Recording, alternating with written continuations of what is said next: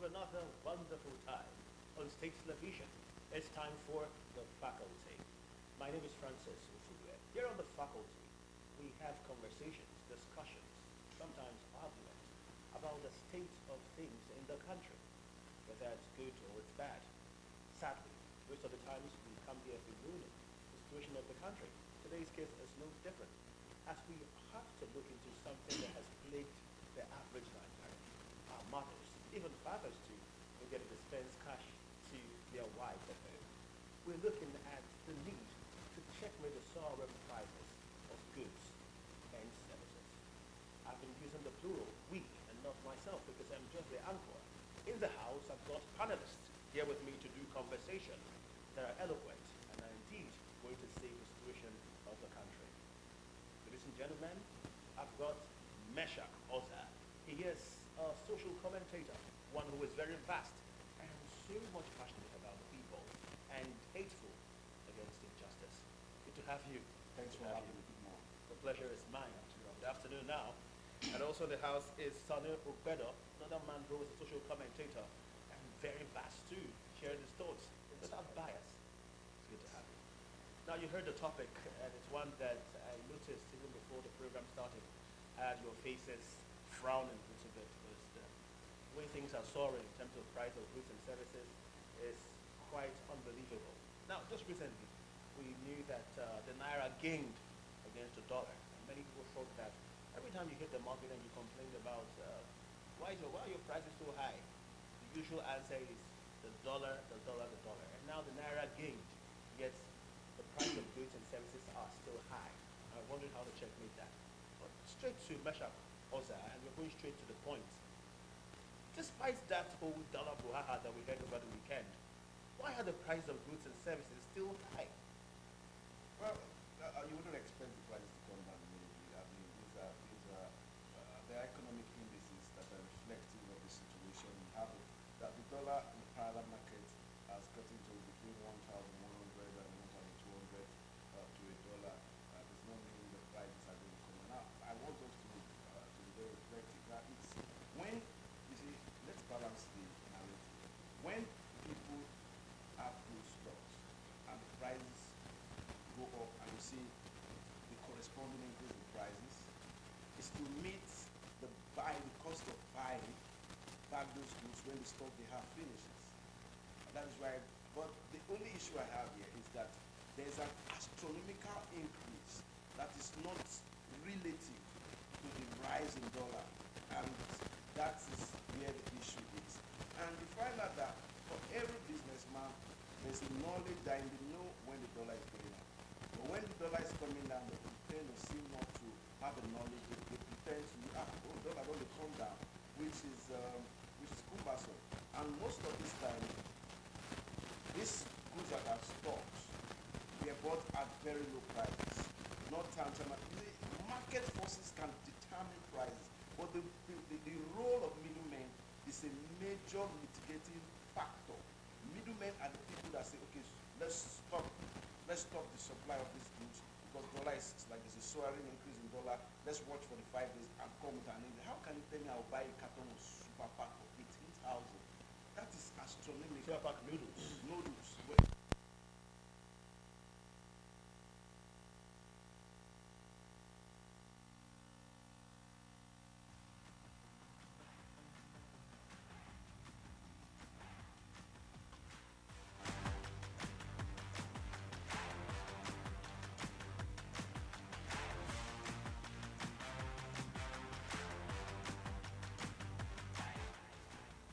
When they saw that people were not asking for any minimum price came down from 15 now to almost 12,000. When they see so the prices the demand for goods and services are reduced, you say the supply chain, the middlemen, the wholesale sellers would know that yes, if you delay this goods stocked in the warehouses, it's going to get you're going to get this terminal date. So a lot of factors can be attributed. But you see, when you look at economic indices, Nigerians basically, especially the middlemen, the merchants, are our biggest problem. Not only the politicians, the merchants, they react impulsively to the increase in dollars and retrogressively to the decrease in dollar in the parallel markets. Let me find analyzed it. For example, on the day of inauguration, the moment or any time at all, the moment government said they're increasing price of fuel, immediately there's a uniform increase in the price of fuel. But when government says we are decreasing fuel, when you go to this station, they have fuel, they tell you they don't have fuel because they want to test the microphone, they want to test it and see if really it's true or not. But when there's an increase, you don't test the microphone. So the major concern here is lack of credibility on the part of Nigerians towards the dispensation of their economic duties to the nation and to the people. We mustn't capitalize on every situation to exploit people. Nigerians are very exploitative, especially the middlemen. They are very exploitative. 90% of the goods that are being peddled as being affected by dollar does not have any business with the dollar. Okay. Sonny Obedo, you heard Mesha Kosa reel out his thoughts so eloquently and very vastly. And do you agree with some of the facts that he's raised, or most of the facts that he's raised, looking at the fact that people are still complaining that dollar price drops, dollar drops the naira, yet your price has not changed, and you blame it on the dollar. Well, those people purchased those goods even before the dollar prices went high, and yet those prices are still where they are till this moment. Yes, if you look at the government of the day, two things triggered inflation in Nigeria, this recent inflation we're facing. When the government did not look inwards, investigate the economy before astronomical increase in fuel price. That makes transport to increase their prices. You can imagine if you are buying 10 tubers of yam from Onitsha, and you are paying 1,000 naira for 10 tubers. All of a sudden you went to Onitsha, and then to pay for 10 tubers, they are charging you 500 per tubers, making 5,000 to carry 10 tubers. You can imagine how much you are going to sell it. Then two, the government on their own did not even do well by increasing taxes. Where the people are gaining, where the people are gaining to support their businesses, they remove the subsidy. Then the little they are going to survive, they increase the taxes. Taxes have never been the best option in growing an economy. It has never been the best option.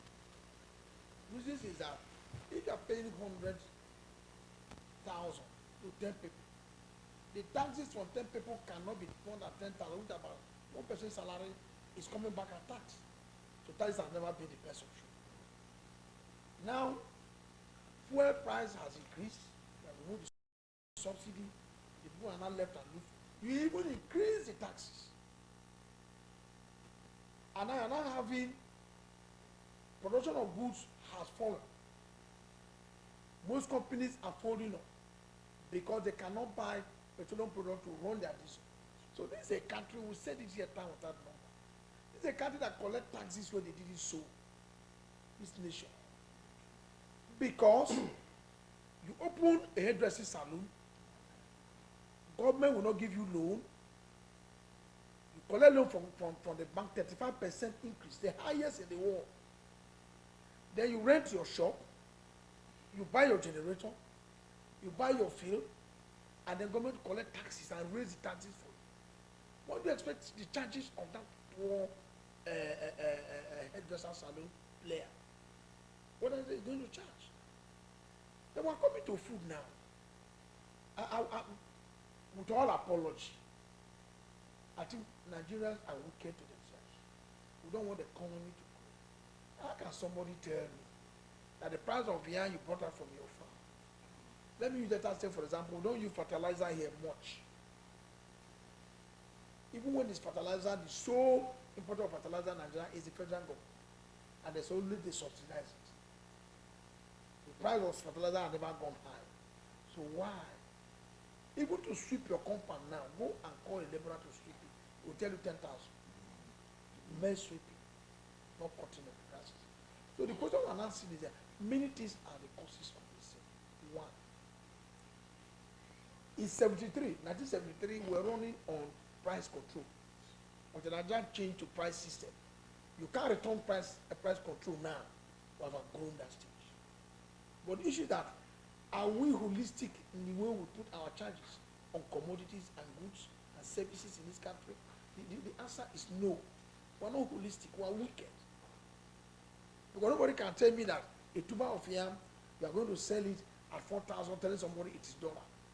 Dollar is a secondary means of exchange in this country, not a primary means of exchange. Secondary in the sense that, in fact, I love what the government is doing, but we will also advise them to do more. If you enter Ethiopia, I remember when I entered Ethiopia, I was having $20,000 in my pocket, and I was to be arrested. What saved me was that I'm a United Nations staff, and they saw my ID card, and I said myself, I have in my pocket, and that goes on. But any other person they saw with $10,000 was arrested, and you bail yourself with $5,000. And this is Nigeria, where somebody will open a dollar account and have $150,000 in his account. Doing what with that? What you do in other countries is that you open a dollar account, don't put more than $10,000 in that. If you have $150,000, change it to local currency on exchange rate for central bank. So if you are traveling, pay through your bank, get your BTA, and travel with it. Everybody know that you cannot travel beyond with more than $10,000 in your possession. Every other thing can be done on bank transfer. You got to meet your money there, purchase what you want to buy. But the problem is that why are we keeping $150,000, $30,000 in our account? Every sort of such amount of money in somebody's individual account, not diverted to Naira account, not changed to Naira, more than 10,000. But I'm going to confiscate it. When is it being done? Dollar will lose value.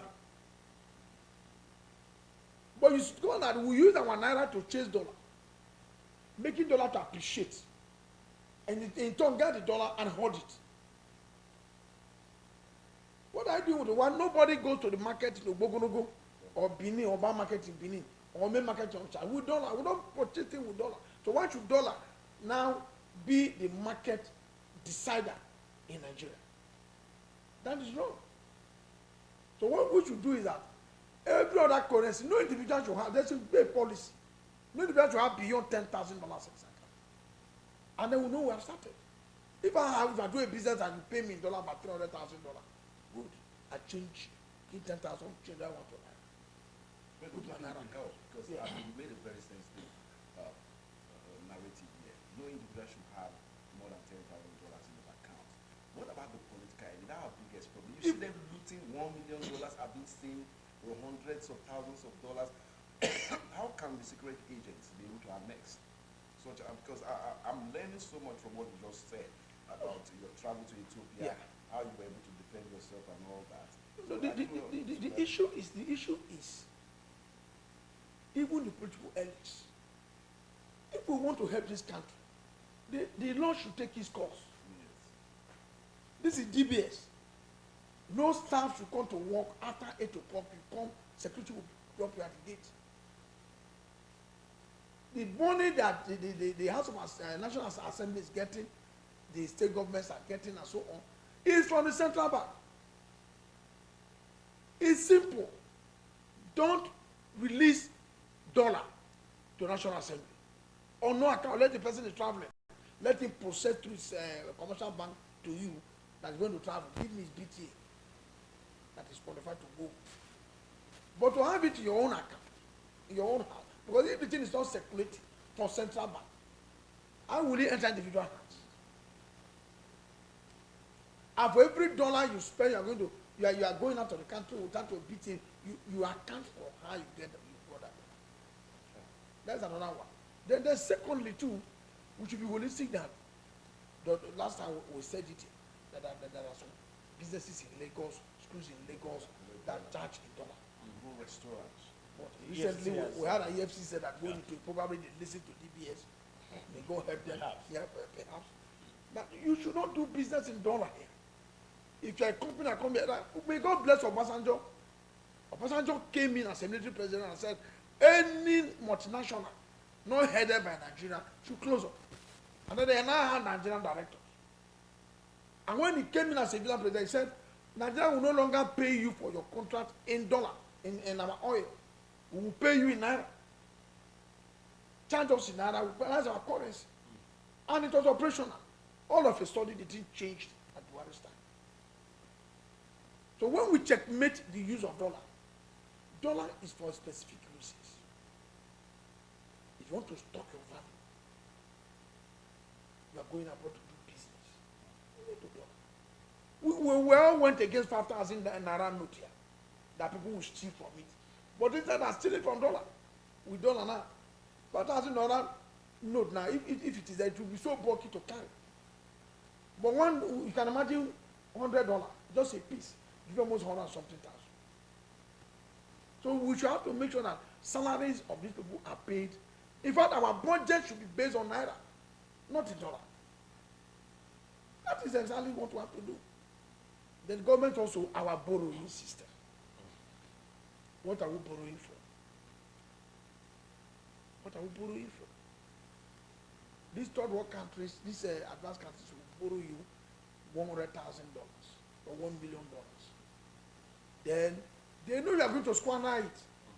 Then when they squander it, you are coming to borrow again. They will tell you, this one are going to borrow, service the former debt from it. People even say that. Then when you take $1 million now, they will take $800 to service your former debt and give you $2 million. And now you are not owing $200 million.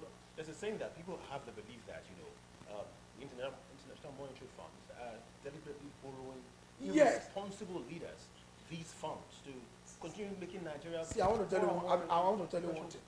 At a time in our lives, we face hardship that we put on credit. When you know what, if you are buying on credit, you don't price. Sure. Madam, give me 5 pounds of peas.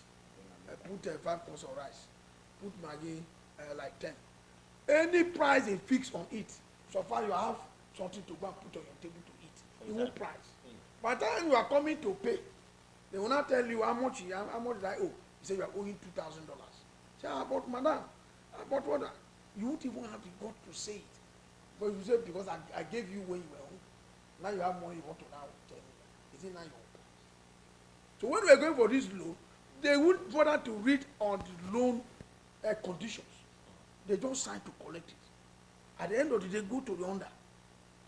Meanwhile, and they see some of them like China now, they don't write all their loan agreements in China. before I get to You nobody will interpret it. You just sign. Sonny, before I get to Meshach, there are people who say that America, one of the most prosperous country in the world, happens to be the biggest borrower in the world. And they kind of give some kind of credence to Nigeria and say there's no difference. Nigeria borrows. Any growing country, any country that's trying to grow has to borrow.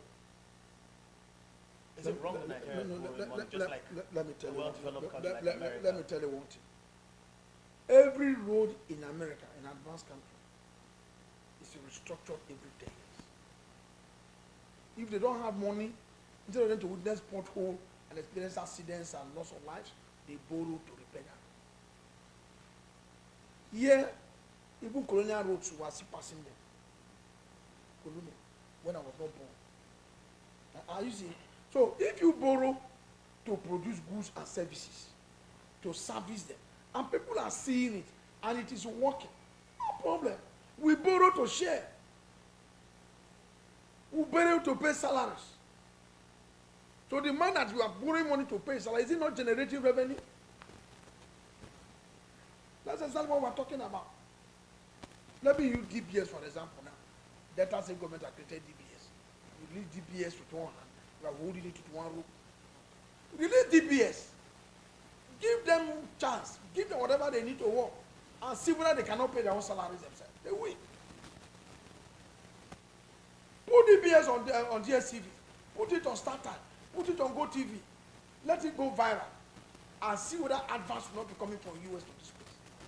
And you will not pay your salaries. But they're holding you back. So these advanced countries, when they borrow, they use it to service the economy. And the economy is moving. All the money Buhari borrowed, they say that how many roads did they construct it? Nothing. They end up sharing this money. And they're going to share it in dollar and stock.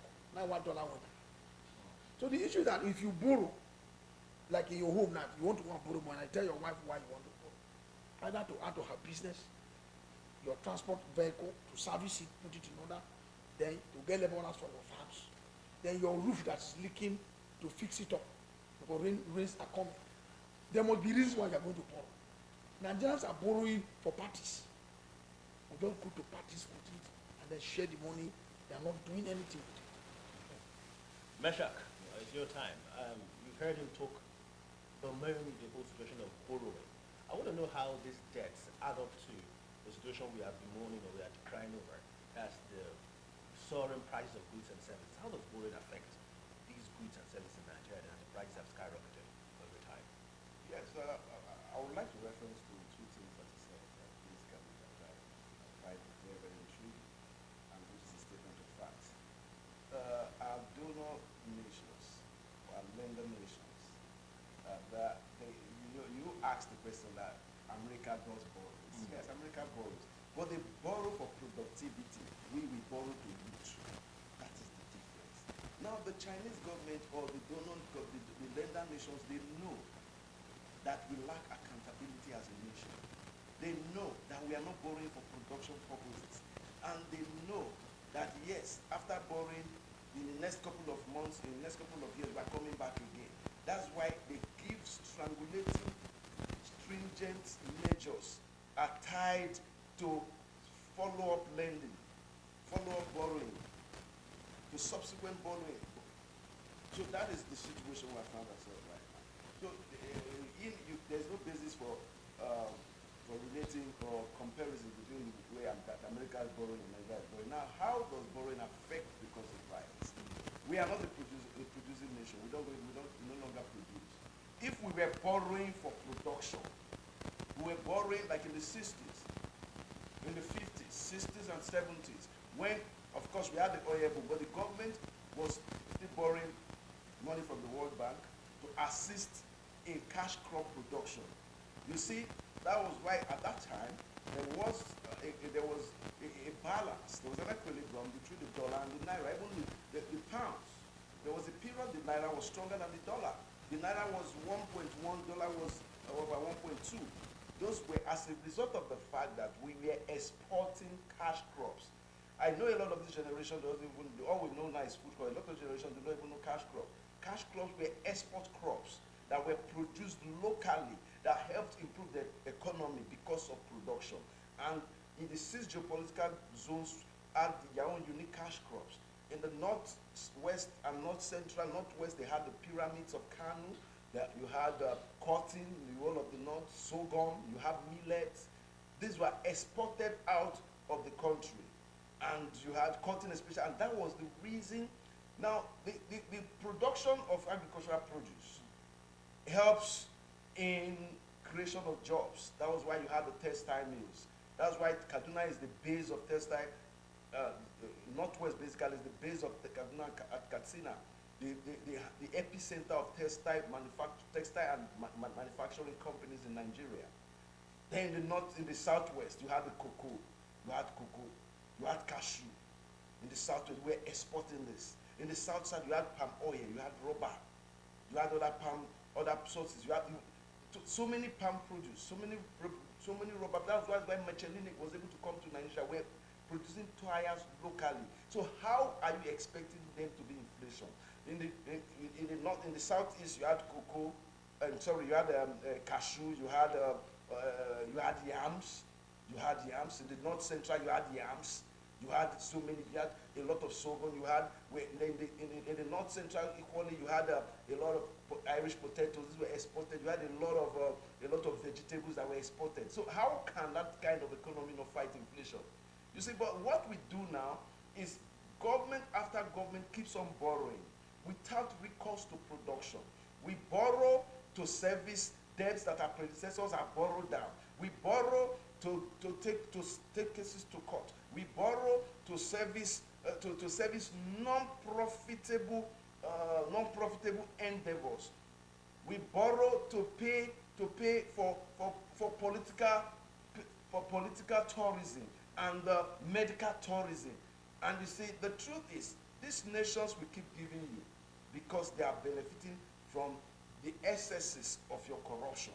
So until we decide to become a producing nation, it will be difficult. And the major reason the food prices are soaring is the fact that Chief here made reference to that when he said that you look at a situation whereby the production, the production process is being affected by taxation. When I talk of production process here, the effect of subsidy, because it's a spiral effect. You remove subsidy, you increase transportation, it goes down. The middleman and the market woman it passes through a chain. It will end up with you and the consumer. I think that one has been elaborated on. So taxation. Now, a lot of people do not know that taxation is an economic tool that is expected to help the economy if the taxes actually end up in the coffers of government. But I make bold to say that 80 to 90% of taxation in Nigeria goes into private pockets. That is why I'm so sad when you see levies being put on people that borrowed money to start SMEs. They say this is local government tax, this is state government tax, this is a task force task. Everybody wants to come and tax somebody that is doing a small, medium, and small scale business. How will that person cope in that circumstance? And now, and other reasons are the fact that we look at the power sector. The power sector is a major player in the economic indices in fighting the parallel market. Without power, it's difficult, highly difficult to sustain an economy. Without power, medium and medium scale industries would leave. Major industries would leave because the cost of I read this morning in some of the papers that 80% that a certain conglomerate said they are leaving because they spend 80% of their profit to run diesel for production. How tenable? You can't stay. When you go to Cotonou, you are going to be spending like 5%. You go to Ghana, you're spending like 3%. So why should I stay in Nigeria while I was spending 80% to run my business? So these things it's a spiral effect. It will add to the cost of production and the cost of the purchasing power. That is why I say the only way we can fight this is to increase production.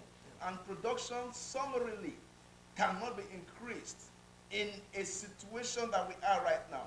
There cannot be production in the area of food, for example, when there's this cancerous insecurity that we have. We'll get insecurity. Okay. We'll get insecurity. But before we get there, let's talk about demand. Demand, the purchasing power of Nigerians to get these goods and services in the country. Demand and supply. Yes. Look, that simple rule. Demand and supply, like I made mention when I referenced when we started. I said supply right now is higher than demand. And the reason is not far-fetched. It's not far-fetched. Because the average Nigerian Let me tell you, Francis, I grew up, we're eating 3 times a day, right? It's 2 times now. Even 4 times. Even 4 times, 5 times. But now it is majority of homes 2 times. That's brunch. That is demand has come down. Demand for sustainables. People now eat twice a day. Yeah. Strategically. The economic pressure of policies of government in relation to demand and supply has reduced the rations that people eat right now. And when we eat, I can go to Upedo's house and eat, I can come to your house and eat, but these days, even when visitors are coming, you make sure there's a condition because the economy is bad. So the issue of supply, there's goods for supply. That's why I said, look, it's a short-term pain, but in the long term, we're going to be seeing the dividends if we maintain, because there's no way, the economists have forced us to maintain the status quo. I mean, the fact that so much supply with little demand will crash the prices of some because you don't allow your goods to get bad. How can I buy ugu for 200 naira, ugu of 15 naira for 200? How can you be buying 4 tubers of yam? Four banana four banana they call plantain for 1,000 naira. Tuber of yam, major family size tuber of yam for 3,000, 2,500. Bucket of gari for 3,000. Is dollar concerned with these things? These are food crops that are grown within Nigeria. Yeah, we thought that. Now, so it's a spiral effect. We've been talking about let's improve on production. Yet we have noted now that the demand power of the average Nigerian is very, very poor. People cannot even buy these goods and services. Let's talk about the Nigeria Labour Congress that fights to increase wages of salaries. Mind you, statistically, let's that has laughed. Let's a full day topic. Let's No, get this is not, let- that let- day. it's will still give about us a it's still about the topic. It's a full day topic because if I We'll talk, we get talk this all about right. labor I know, now, I know, I know you're going to get provoked, but If I'll, we I'll, talk- I'll try to manage the situation Okay, let's as try. much as I can. Now, the UN rates Let poverty that level start. or poverty line for an individual. You have to have over $2.15 a day. If you have anything lesser than that, you are poor. Now, the average, the minimum wage of workers is 30,000 naira. And now, if you check the dollar, let's just be kind and say the dollar is 1,000 naira a dollar. So that means 2.15 is having over 60,000 naira a month to be minimum wage in the first place. It means that Nigerians, the civil servants averagely, are living below poverty line. Let's talk about the minimum wage and civil servants having, the purchasing power to perhaps get these goods and services. And your thoughts, I want to get your contributions on this one. That was said, this Labour Congress thing is supposed to be this is full day topic. Now let me tell you what. Nigerians are very intelligent. I thank God for giving us knowledge. But the question, are we using our knowledge? One of the reasons, one of the charter of OPEC, one of the obligations of OPEC member nations is that every member nation must subsidize petroleum product for their country. Why did the IMF force Nigeria to go ahead to remove subsidy? When they know that we signed that chapter, that is one. Nigerian Labour Congress, one of their charter, one of their agreement, their obligation to their members is that one, they will make sure that no Nigerian worker is on part-time basis. We have a lot of casual. Well, let me tell you, for the past 10 years, even in DBS here, lacked manpower. And no employment was going on. They had to go on almost over 20 people on part-time. We have unionists here who will block the gate on any little thing. They block the gate. Did they ever write for the right of those over 20 people to be permanent here? But maybe it's Until when the call wants to go, that the question was raised, he said, he doesn't know. Then what was the union here existing for? Exactly. You asked for this kind of discussion. What it was the union in DPS existing for when you have over 20-something casual workers there for over 10 years? And even the meager thing they give them to sustain for soap, they still collect union money from them. As the union ever collected money from workers and built a union office. So all the money they're paying here as union member, what is the union? What are they doing? So they are there for a selfish interest. At all levels of unionism, At all not levels. restricted. They At were all never levels there for interest unionism. of the workers. At all. That's why many when talk about going on strike, they go to the house of works. I'm not for it. If you have union that's operating, there should be casual workers. They shouldn't. Nobody will Casualization has sustain been injury at work without adequate compensation. compensation. Nobody will go to work and come back and sleep hungry. Our take home should be taking us home.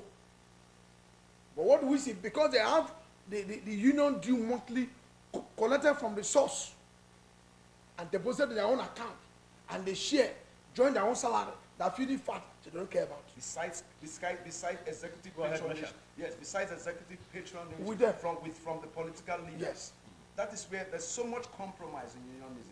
They have lost the substance, they have lost their professionalism, they Lost have integrity. lost their integrity, they have lost their Everything. content, they have lost their fidelity, and they have lost their compassion for unionism. This is not what Parimodu stood for in 1923. I remember the Doji National Awards.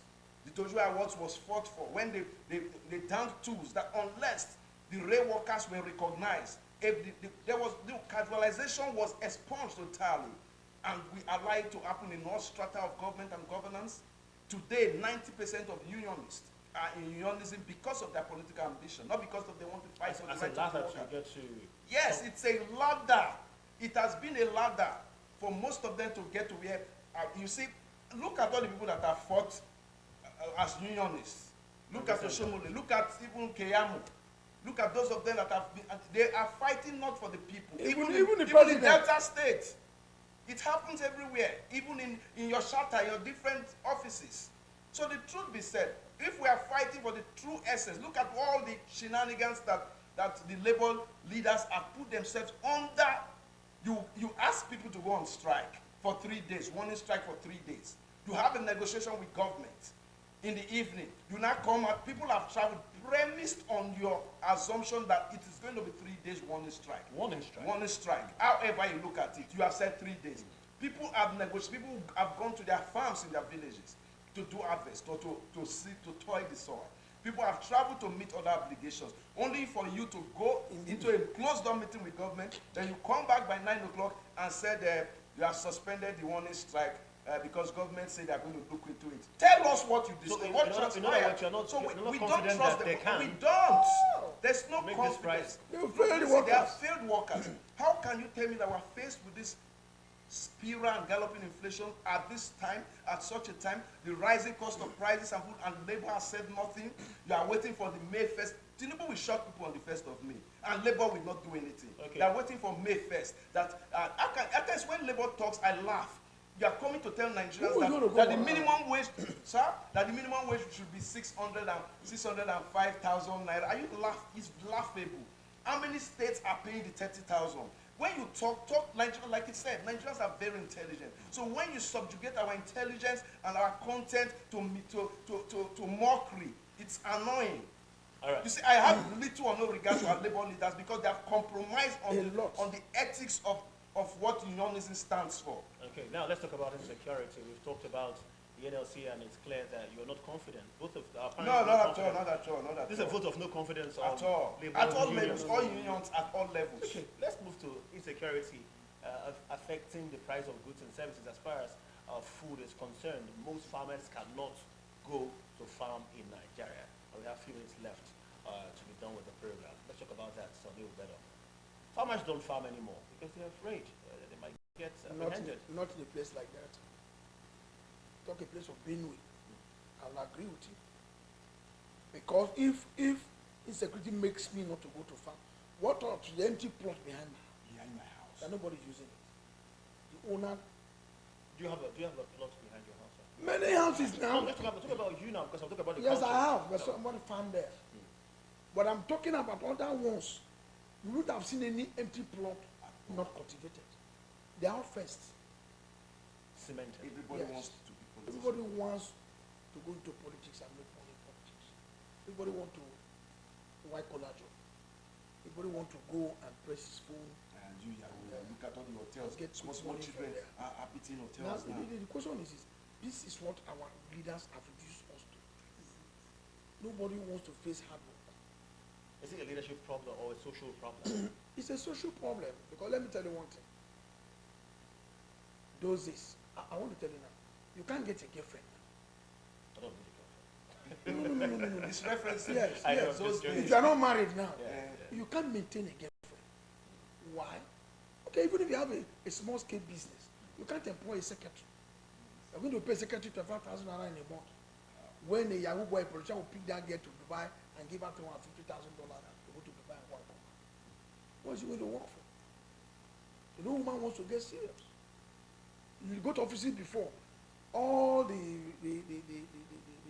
offices, you see girls there, those answering phones, secretaries typing and so on. But no, you can't see them. That is how men left teaching. Go to schools now. How many men will you see as teachers? They all left. Why? Because of government neglect to those sectors. No guy will follow you now because you can't give her more than 5,000 naira in a month or in a week. How much more lodging in a hotel to buy shawarma and buy suya and so Pizza. on? You can't do that. You won't do that. Or they will come and work for you as a secretary at the end of the day to 5,000. When in a night she followed the man and the man gave her 50,000 free money. Why should I do No, what? not free, she worked. Why should I do Worked what? hard. You know what? Mesha. For free money, the man got. Because of our time, because of our time, let's get Why do you want to to work? Meshach, get your thoughts. But basically, I'm talking about farming. So insecurity is not the problem. I'm talking about farming here. Yes. You've mentioned that people should have built farms in their homes and government have neglected. But government has given so much And loans besides- in the past, Meshach. Besides, most of the loans that were given are loans that got into private hands. And for me, majorly, the people that are access those loans are people that are not truly farmers. They access those loans by proxy. My cousin, come, my office, they're giving loans. Then the pertinent question that should be asked, the ministries of agriculture and field offices all over the states of the federal and local government, what are they doing? Nothing.